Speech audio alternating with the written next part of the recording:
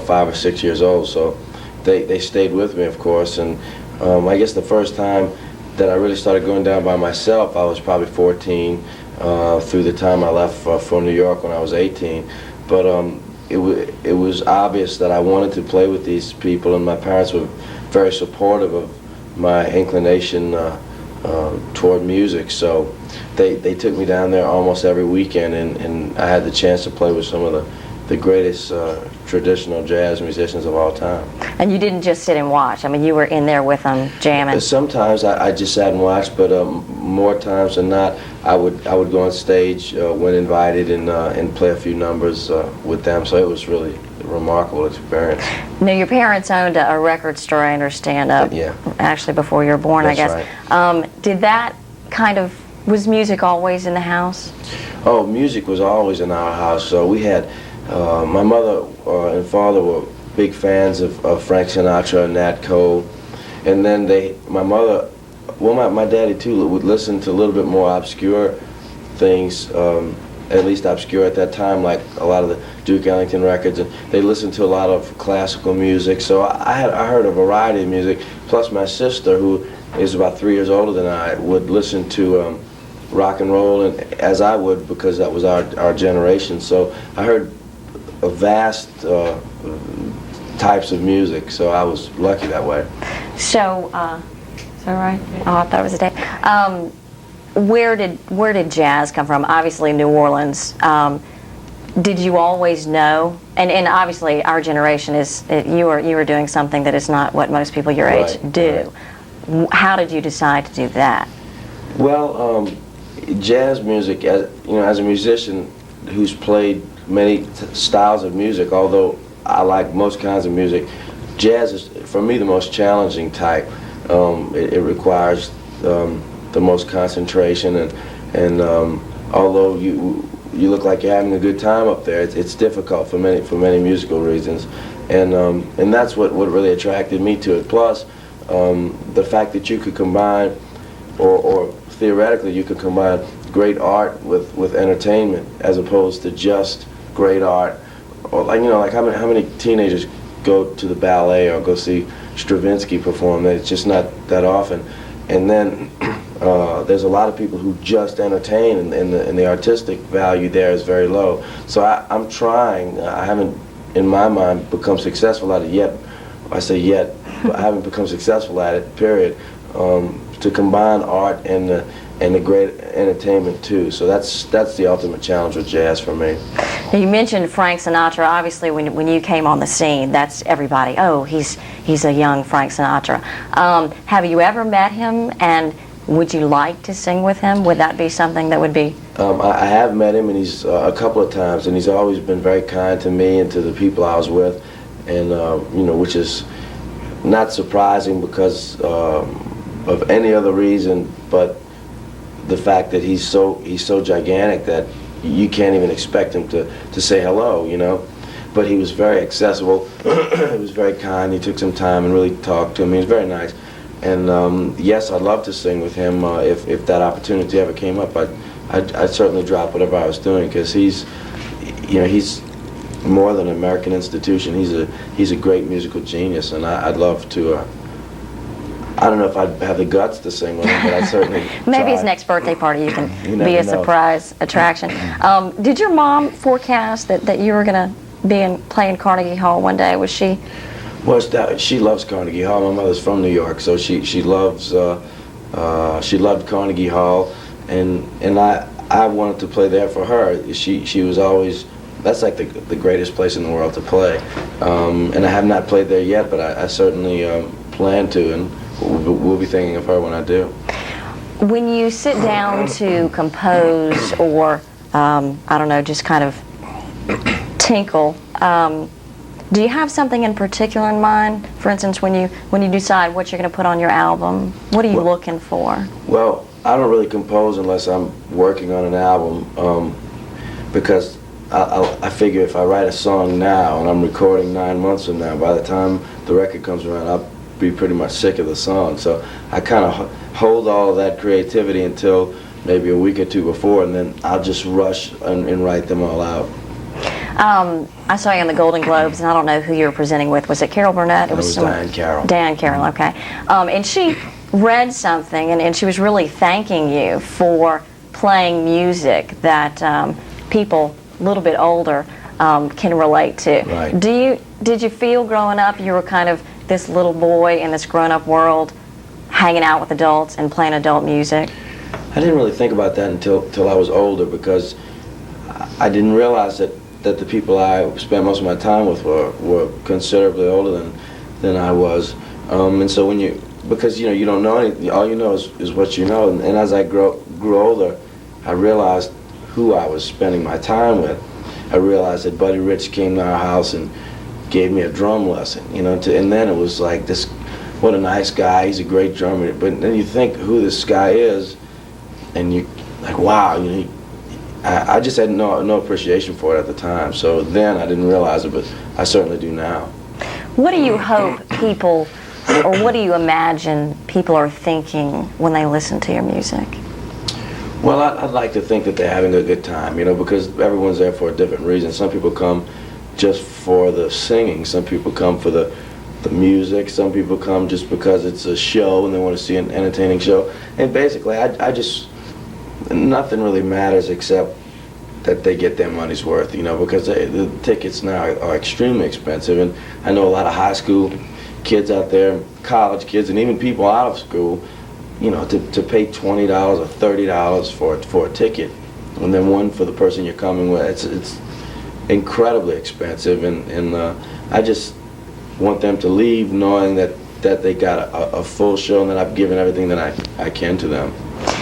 In talking about your latest album, 25, you said this is what I sound like when I'm alone and away from the lights and the crowds. Right.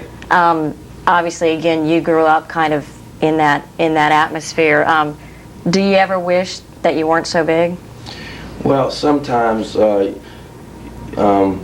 so grateful for what I have, and I never wish anything contrary to what I have, because I feel so lucky. But sometimes I do think, I think back in the days when I would play and no one would be listening, and I could kind of play anything I wanted and sing anything I wanted. I didn't have to, stop at 11 o'clock, or I'd get fined by the union, and I could pretty much do what I wanted. So the freedom that I had then was great. It was also a good time to practice because nobody was really paying attention. So now that they're paying attention, I'm glad I had that time to work on whatever I was working on. One of your aunts told me a couple of years ago that when you were younger, you were just never satisfied, and I think she mentioned a music teacher that she wanted you to play one thing and you just didn't. Did you always have that bent toward the music that you play, and are you exceptionally driven? I think most people would say yes. Yeah, I'd say definitely. I'm very driven, mainly because I haven't accomplished anything. People say, "Oh, come on," but I really haven't. You compare my music to the great artists. You compare me to Duke Ellington when Duke Ellington was my age, or compare me to Louis Armstrong or Frank Sinatra, any of those people when they were my age. If you put us all on a row in the same time frame, I wouldn't even be in the lineup, because those people are true geniuses and I'm not. So all you can do is say, I'm trying to get better, I'm going to get better, because I listen to records that I've done and I get so frustrated. I'm like, I can't believe I played that, and I guess the day that I stop feeling like that is the day I stop growing as an artist. But hopefully I don't think that'll ever happen. I think So what do you want to do then if you don't feel like you've achieved? What are you looking for? Well, it's not a question of a specific goal, like how many records can I sell. It's not those kind of achievements. It's musical achievements. Like when I go out on stage and sing, I'll be the first to tell you how difficult what I do is, and that's why I'm not, and I'm really not being modest. I'm being very honest with you. That's why I'm not that great at it, because to sing in front of a big band every night is extremely difficult, and it's an art form that there's no teachers of. I never studied that in college, singing with the big band. I'm all alone out here. I'm the only person that's doing it, and the only people that have done it are people like Frank Sinatra. And I even asked him one time. He hit a note on one song. His highest note in his range pretty much is an F, which is my high. We have very similar range, and he hit an A flat, but he really held it out, which is about 3 notes higher, and he really held it out for a long time, and I just couldn't believe it, and it's always befuddled me how he did that. And I went up to him and I said, Mr. Sinatra, I just have one question. How did you hit that note? And he kind of looked around and he says, I just opened my mouth and it was there. Like that, you know. I'm thinking, I'm gonna go into another business. What came first, your voice or your musical talents? Well, my piano playing really is, well, I started them both at the same time, but it's a lot easier to get a sound out of a piano than it is for a 3-year-old to sound like he has any maturity to his voice. So when I got to be maybe 18 or 19 is when I really started, you know, thinking about dealing with a vocal sound and all that stuff. But I had been banging on the piano for so long, so I think I'm a far better piano player than I am a singer. But the singing thing, you can't rush. That's why you don't see a lot of opera singers that are younger than 30 years old, because the male voice just doesn't pull it together until around that time. When you were in Little Man Tate, was that a cameo, or did you audition for that part? And would you like to get into some acting? I'd love to, and I mean, even cameos you have to audition for. Oh, you do? Oh yeah, I mean, if you want to be in, unless, well, see, yeah, you're dealing with director, you're dealing with producers, and you're dealing with movie companies, and I think that they're separate entities. So in Little Man Tate, Jody really wanted me to do that. And she was a director, and you figure, great, I got the role, but I still had to go and read for it because the people at the movie company weren't certain that I would be right for this particular part. And it happens like that all the time. So. Now you live in New York now. Yeah. And obviously are jetting back and forth to different things. What do you do for fun? Well, I become the king of Bacchus. I tell you, I mean, this is enough You're fun. here. I'll work 5 years straight after after this weekend just to pay off the fun I've had. For this is more fun than I can express. Is that I think a lot of people would like to come back as a king of the town they grew up in. It's incredible. Is it a big deal for you? It's the biggest honor I've ever had. I've played for presidents. I've had dinner with them. I've played at Windsor Castle for Prince Philip. I've done some really incredible things in my mind in my lifetime, and you think they're so incredible. And when they asked me to become King of Bacchus, I was so familiar with Mardi Gras. I said, boy, I'd love to do it, you know. And then some time passed, and I was excited about it, but it hadn't really occurred to me what I was about to do. And when I was on the plane coming here from Los Angeles, I was thinking, I told my fiancée Jill, I said, I'm going to be the king of Bacchus, you know. And she says, well, she didn't know what it meant. She said, well, what do you mean? I said, I just can't tell you the honor. And it really hit me when I was trying on the costume, and I'm thinking, I felt like I was 8 years old. I'm like, why are they asking me to do this? You know, I'm just this little squirt that all these people in the Bacchus organization have known since I was a baby, and they're honoring me with this title, and I just, all I can do is, you know, I feel so enthusiastic about it and proud. I'm just going to try to be the best king there ever was, if I can. Now, you mentioned Jill. How did you guys meet? We met in Los Angeles at a hotel, actually. I was there, and she was checking out, and we had a mutual friend, and I went up to her and said, aren't you a friend of so-and-so? And she said, yes, and we started talking, and that was the end of that. 3 years later, here we are. Has it been 3 years that long? Yeah. And you guys are going to be tying the knot in April. How'd you know she was the one? You just, you know, over time, you really get to know a person. I've met a lot of people in my life, and she certainly is, you know, for somebody that you think about being married to, is the person that impressed me like no one else. So she's the one for me, for sure. What have you got coming up? I know you just had a big band concert that by Disney. What's next for you? Well, we're working on a Christmas album right now, and basically, I mean, the whole Bacchus celebration is really pretty much the high point of the next few months for me. I was listening to 25 on the way down here, and I thought, gosh, I would love him to do a Christmas album. So that's good. I'm glad about that. Very excited about that. A couple of songs on there. You mentioned Bourbon Street, or you were thinking back and you're talking about the timelessness of Bourbon Street, which is exactly what I think when I think about that when I'm on Bourbon Street. How did you get the idea for those songs, for instance, to put those songs in there? And on some you play and some you sing. Is that, do you want to? But you know what we did? I went into the studio and they had a piano and a mic there. You want me to go on?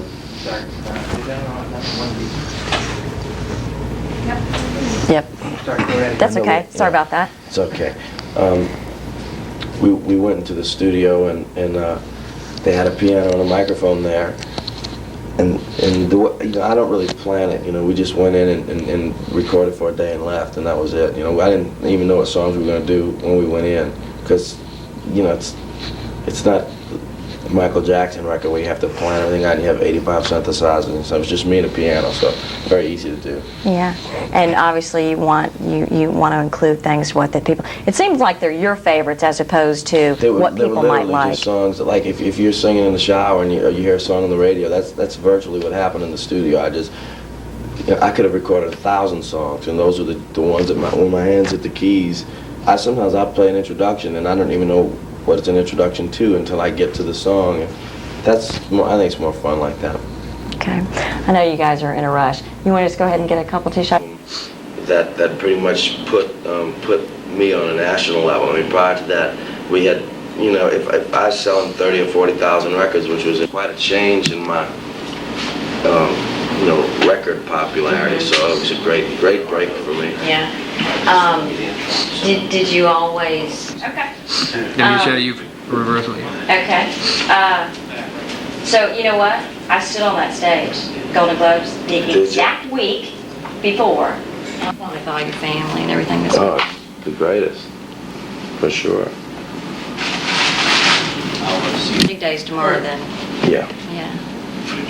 Big day. Bacchus Sunday. Do you actually get to wear a crown? I don't think Bacchus wears a crown. I think he wears like a I don't wreath remember. on his head. I haven't been here in like 11 years. Yeah, I think it's just like a wreath or something on his head. So that'd be great. As the Indian mounds and much of the land